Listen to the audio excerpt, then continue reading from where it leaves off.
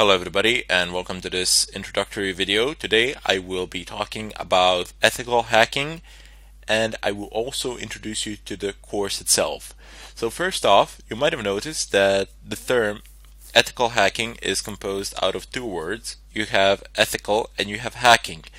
Now hacking, the definition of hacking is quite broad. I mean, it encompasses a very wide range of activities. However, if you actually go to any of the online dictionaries pretty much, and if you type in the term hacking, generally it will say that it has something to do with computers. I cannot say that that is not true. However, that is only a small portion of the definition. Rather, instead, the act of hacking is actually having any system, and I mean any system, not just a computer system, not just a digital system. In fact, the system doesn't even need to contain any electronic parts. So literally any system, having it do something that you intended it to do as opposed to what it was designed to do. Now here is one short example that has been cited over and over again. You have a lock, basically. You have a door lock in your house. Everybody has one. Well, I sincerely hope that you have one. And the purpose of that lock is to prevent intruders from entering. So anybody who does not have a key cannot enter. People enter without a key anyway, because they pick the lock and then they enter. And that itself could be considered an act of hacking. Also an act of burglary, but that's another subject. Anyway, the ethical side of it would be when you have these large automobile industry manufacturers, and then they hire these burglars to come and pen test their locks. So basically they pay them very good sums of money to go to their factories and to try to unlock their cars. This doesn't need to apply only to locks for cars. It can also apply for your door locks. Manufacturers of pretty much all sorts of locks, they hire people to actually try and pick lock them. And then if they succeed doing it, and if they succeed, they pay them a very good sum of money. I do believe that prices for one car manufacturer, they went up to 1 million euros if you manage to break their locks. But what I'm trying to say here is that the ethical side of it would be when you have a permission to do it, when it's within the constraints of the law. And the act of hacking itself can be within the constraints of the law, but doesn't necessarily need to be.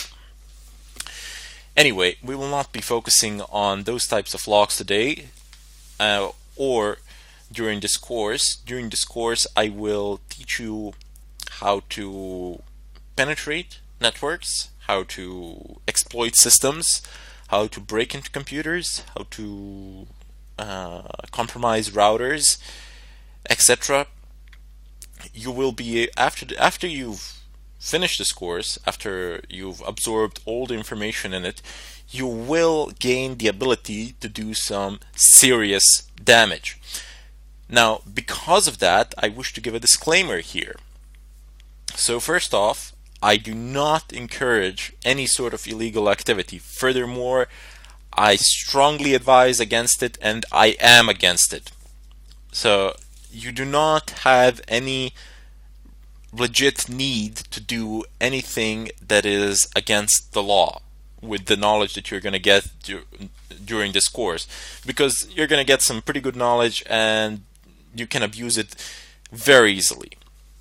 It's not that difficult to abuse it. The opportunities are everywhere. They're endless because people tend to use insecure systems, or they use secure systems but they don't know how to operate or configure them, and then in turn those secure systems become insecure. But what I'm trying to tell you is there really is no need. I mean, if you want to do it for the money or something like that, you can make the same amount, if not more, in a perfectly legitimate way.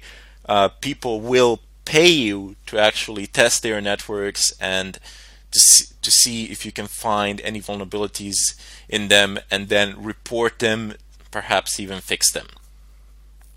So, however, if you do decide to do something against the law in any country, I am not responsible for it. That is what I want to say. I do not claim responsibility for it, as I have already stated that I am doing this purely for educational purposes, and I do not advocate the use of this material for any sort of illegal purpose. Now, I hope you understand why I had to make this disclaimer, and this is not what I said. These are not just empty words. I really do stand by it, and that is my philosophy as well. In any case, during this course, I will show you numerous examples, methods. You will need some prerequisites over which I will go in the next tutorial. But you're in for a ride, so sit down, be patient. That is a very important thing in this line of work. Patience, because everybody out there, if you are looking at this tutorial now, if you've typed in the term ethical hacking, I'm guessing that you've seen I'm guessing at some point of time in your lives, like myself, you have seen a movie that involves some sort of hacking with computers, and you see this terminal and you just see them typing in something there, and it just basically works. It works within 5 minutes or something like that. Let me tell you something. That has nothing to do with the real world, or very little to do with the real world. In the real world, people spend countless sleepless nights trying to do something, trying to obtain access, trying to bypass a password protected file or something of a kind in a server, trying to escalate privileges, trying to inject in a SQL injection or something of a kind.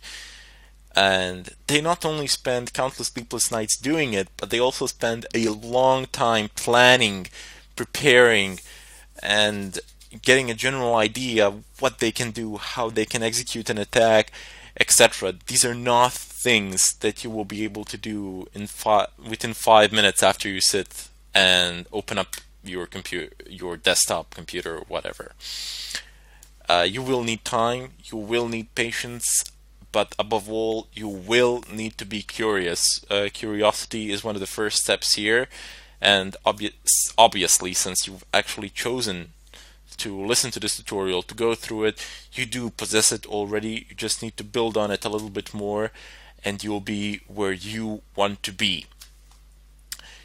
In any case, I hope to see you in the next tutorial, and I bid you farewell.